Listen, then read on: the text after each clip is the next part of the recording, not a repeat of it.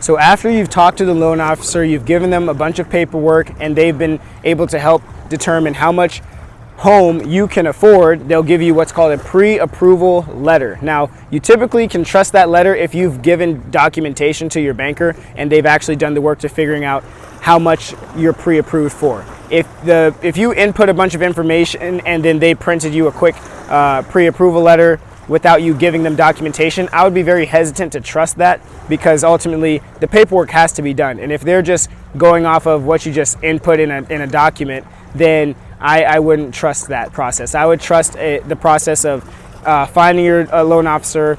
They request paperwork from you. They might take a day or two, but then they get you pre-approved after they've looked at, they've run your credit score, they've pulled your documentation, your bank statement, they looked at your pay stubs, and then they're giving you a number to say, hey, this is how much loan you qualify for. I would trust that.